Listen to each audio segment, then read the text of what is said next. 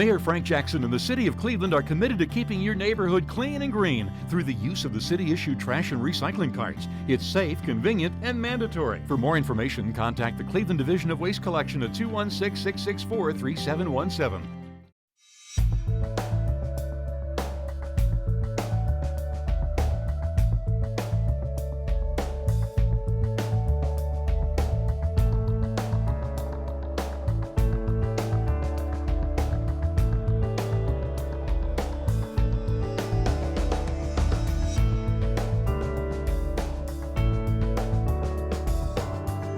Welcome to Mayor Frank Jackson's 2015 Highlights of Success. I'm Leah Haslage. This year we have seen a city of growth and great change, thanks to Mayor Jackson and his administration.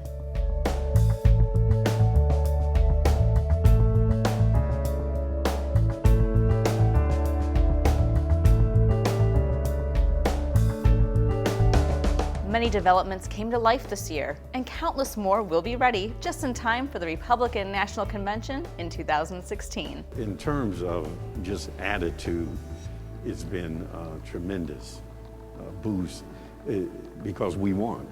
We won. We didn't come in close. We didn't come in second.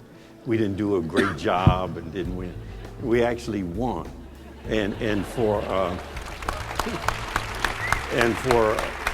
For Clevelanders, that was tremendous, and it really added a lot of enthusiasm behind what we do, and that translates into already positive attitude that Clevelanders have, particularly when visitors come here. In August, we hosted the first National Republican Debate at the Quicken Loans Arena, shining an international spotlight on our city and giving a preview as what's to come next July for the big convention. In a press conference at the Global Center for Health Innovation, Mayor Jackson gave an update as to what is being done to prepare for the thousands of visitors.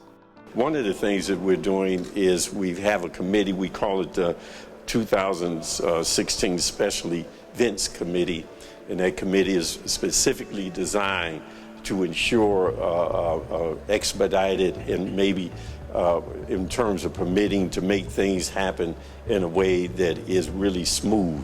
So we want to make sure and ensure that as things are needed from government, as things are needed in terms of partnership with other external entities, that this special event committee will work and meet on a regular basis to ensure that things are streamlined and to ensure that things are going according to plan, so that when the major event happens in 2016, again, that is successful for both the party and for the city of Cleveland. Everything from the airport and work that's being done out there to streetscaping, resurfacing project, issue 1 projects, so we can coordinate these things, beautification projects with RTA that looks at the rapid lines in the area around those rapid lines so that they have a pleasant appearance rather than dumping and graffiti. We're working with other people to ensure, example like Public Square, and those things are going to be completed on time. So that committee we're working with to ensure that all these projects will be completed on time, again, so that the party will have a great convention and we will present Cleveland in the greatest light that we can. Throughout the year, Mayor Jackson made it clear that too many had crossed the line, and he will not stand for violence. It is my expectation that we will show the nation that peaceful demonstration and dialogue is the right direction as we move forward as one Cleveland.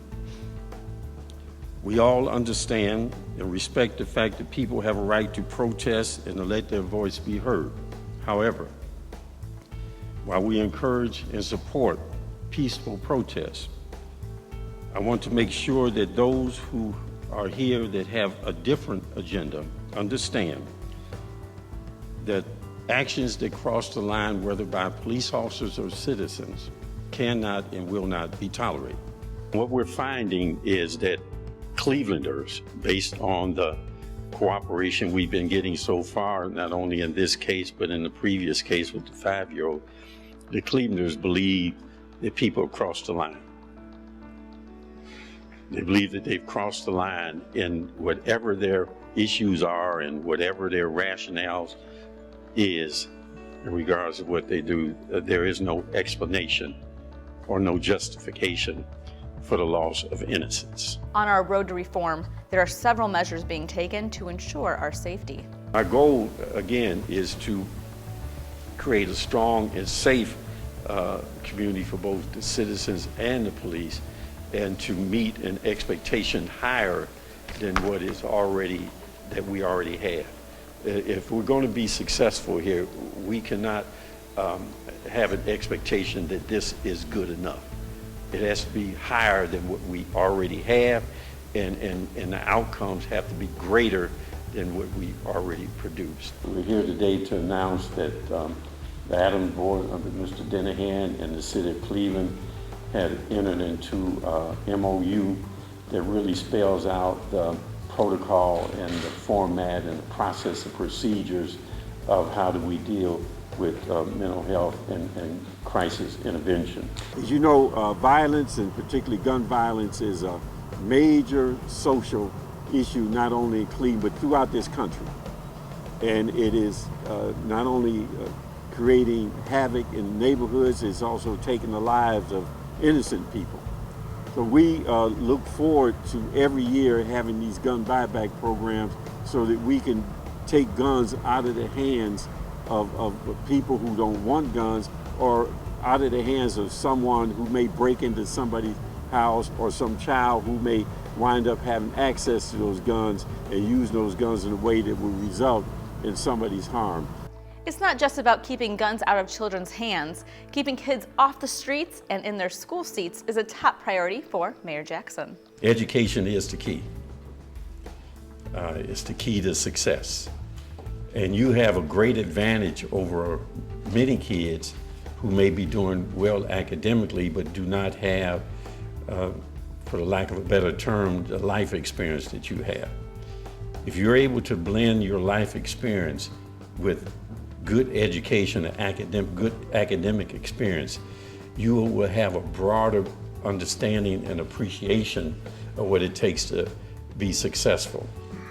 Because your ability to engage adversity, engage things and challenges that other people may wilt away from, but your ability to engage that and deal with it is a great, great tool that you have. So don't take that for granted. Just couple it with a good education, and there's no limit to what you can do. Brand new schools open throughout the community, giving students the tools to succeed in a state-of-the-art learning space. You know, I want to congratulate Eric Gordon, the school district, and the board, and most I want to congratulate the students of Max Hayes. Also want to thank all those who made it possible, and particularly those taxpayers who have footed the bill of not only this school and this facility, but all the new schools and facilities that we're building throughout the school district. So I want to thank you very much.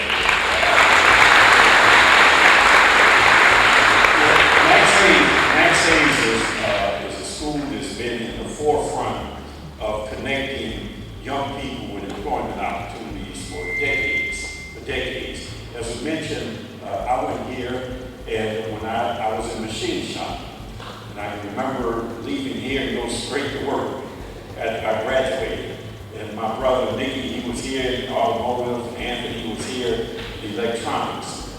And we all had an opportunity to work after education here in Max Hayes. But here we are decades later, and as we were looking at the design of this school and what was relevant, what were the real demands for employment opportunities for young people, this school was designed around that. It was designed around that. And one of the new things that we've been able to do this year is that we work with the building trades, and with Dave Wondolowski, who will speak later on, who's the president of the building trades. And with their help and with their cooperation and with their leadership, we've been able to make Max Hayes the one and only certified pre-apprenticeship program in the state of Ohio. I want to congratulate Cleveland Institution of Art for 133 years.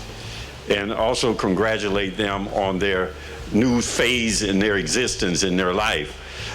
This move and this consolidation will really help in three ways, I believe. One, in the operational side of how they operate. Secondly, on the financial side.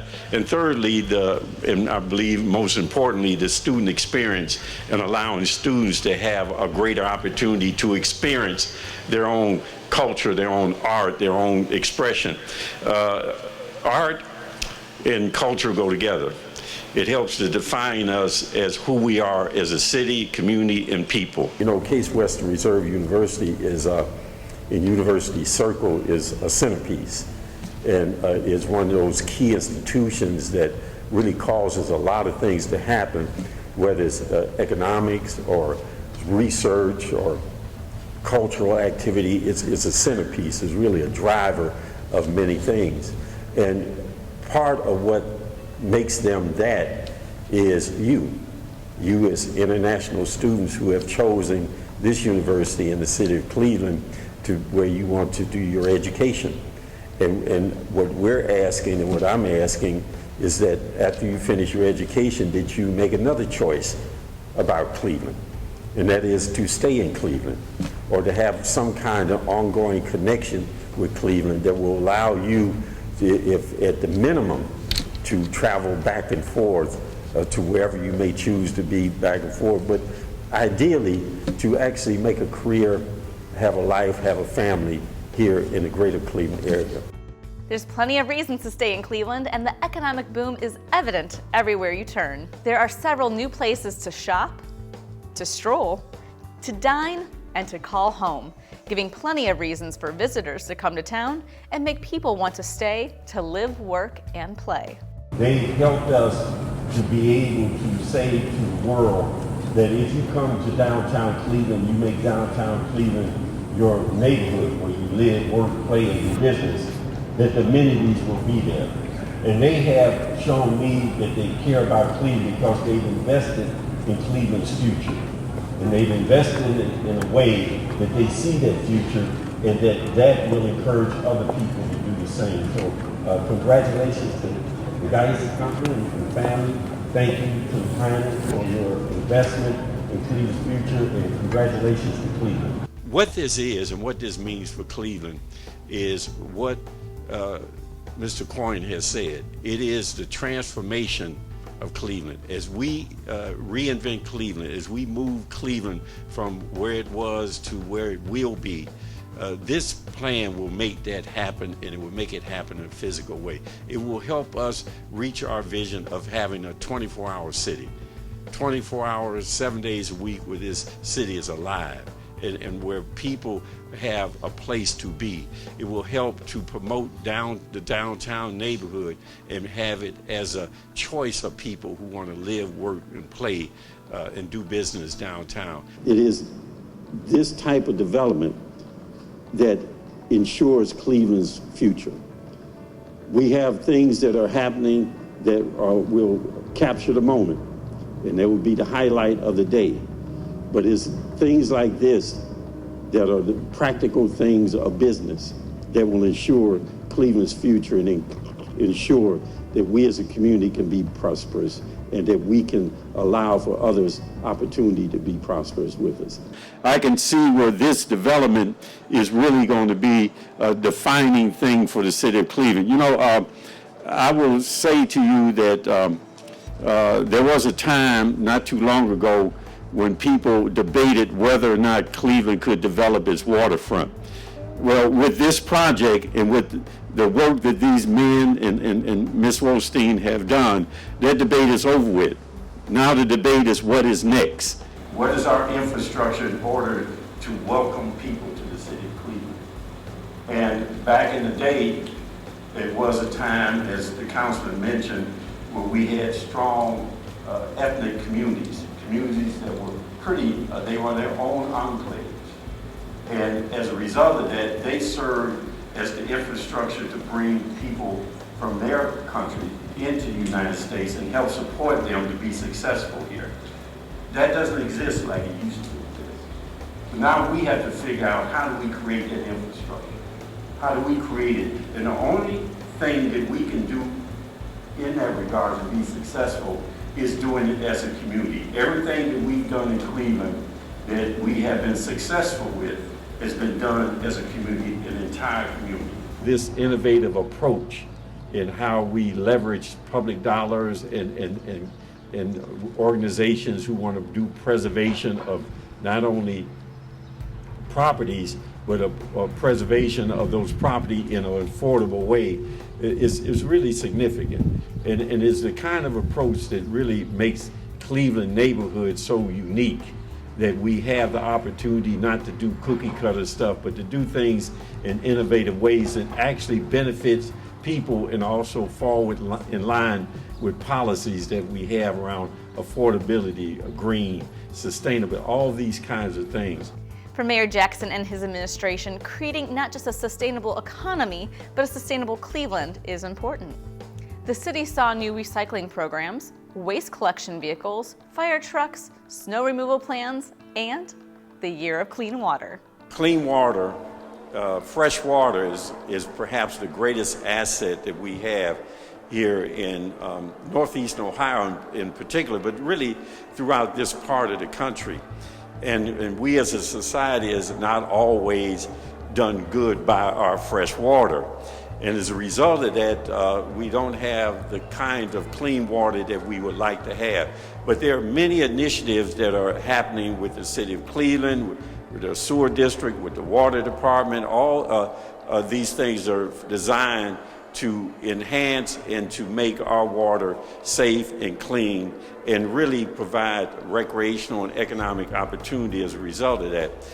In Cleveland, we started Sustainable Cleveland 2019, and each year we have a demonstration year. And 2015 is the Year of Clean Water. So we'll be doing a lot of things and a lot of initiatives around clean water. This is just not the year of water.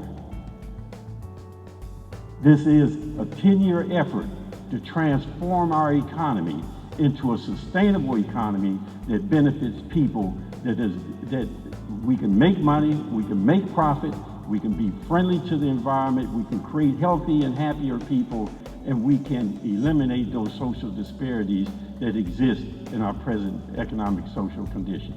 And I know that everything that we've done as a city that has been successful has been done as a community, whether we put aside our individual or institutional, organizational self-interest, and we work on the behalf of someone or something. And that is why Cleveland and the greater Cleveland area is a great city and a great area. This year, the city of Cleveland, Mayor Jackson, and the nation lost a legend in politics and public service with the passing of former Congressman Stokes, who succumbed to brain and lung cancer at the age of 90.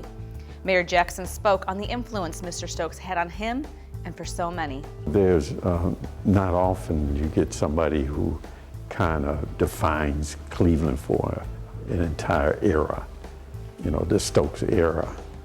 And Congressman Stokes really was defining in many ways of Cleveland during his leadership and even after his leadership in Congress. And he has done things that for Cleveland and for individuals that really you can't put a price tag on, so to speak. I remember when I first ran for city council, I received his endorsement. It was significant in me winning the election for council. I can also remember when, before I became a councilman, and there were some issues we were having in Longwood Estates and in public housing around the safety and security and the housing condition of the people who live there. And we talked to Congressman Stokes. And when we showed him the problems and the people spoke to him about it, we never had to deal with that again. Celebrating music, art, sports, the cultural diversity of Cleveland, and the many achievements its citizens accomplish is something that is essential to Mayor Jackson. Every year we attempt to bring something significant to the city of Cleveland. Last year was the gay games. Before that, the senior games. Next year, it will be the RNC. And we did a great job in the past, and we'll do a great job for the RNC going forward. But we really do look forward to the Rock and Roll Hall of Fame induction ceremony. We really do look forward to it, not just because of the week, because it is all Cleveland. I love museums. Could you say that again? Could you say that? They need 100 million. I love museums, but I will admit I have a special fascination with the Natural History Museum. And I really believe that's because in government and in life, as the more I learn, the more I realize how much I don't know. And as we go through what we do in life, there are things that humble you. And when I come to this museum and I bring my grandchildren, it really humbles me to know where I really fit in the spectrum of things. And it's not that, I'm not that important, except for the moment. And so I really do love this museum for what it does in terms of educating and really what I believe giving us a perspective on who we are and what we are as we move through civilizations. So I want to thank the Cleveland Indians for all of what they do for the city of Cleveland and for our children. Cleveland is a city of diversity, and without that diversity, Cleveland wouldn't be who we are. It is our personality. As you can see, it was another very successful year for Mayor Frank Jackson and his entire administration. We look forward to all the great new developments in the coming year. Don't forget to tune into TV20 for new episodes of Frank Talk, the only place you can get firsthand information from our great mayor of the city of Cleveland. I'm Leah Haslage. Thanks for watching.